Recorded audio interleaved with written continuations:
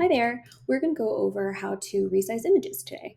This is super important, especially if you're going to be uploading these to your website. The more images you have on your site and the larger they are, slower your site is going to load, which is not a great experience for users.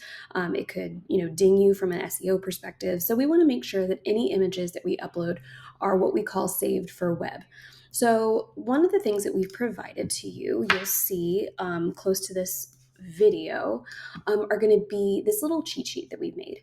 And this gives you some nice little parameters about how big your page should be on your website, how big large images should be, how small images should be, things like that. It's just loose guidelines. And it also gives you a link to this tool that we like to use. So I'm going to move this over here.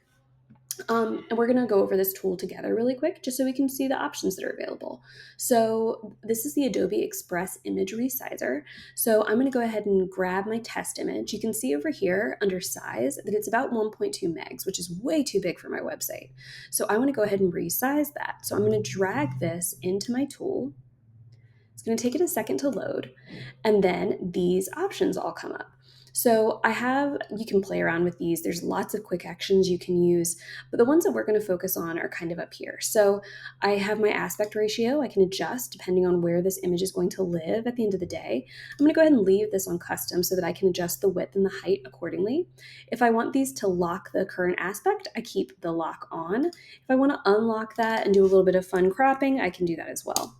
So you'll see here, I can drag this around once I've set my dimensions. I can zoom if I want to. So there's lots of options here.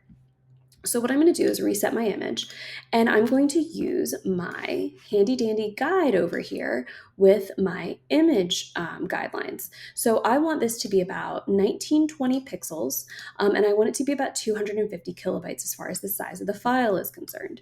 So I'm going to set this to be about 1920. All right, so that I've locked my aspect, so this is going to be a square. Now you can see right here that this has actually made the size bigger for some reason. I don't know why, but we're gonna fiddle with it. So I'm gonna go over here, I'm gonna unlock my aspect, and I actually want this to be a header, so I want it to be pretty short. So I'm gonna go ahead and change this to, let's say 800 pixels high.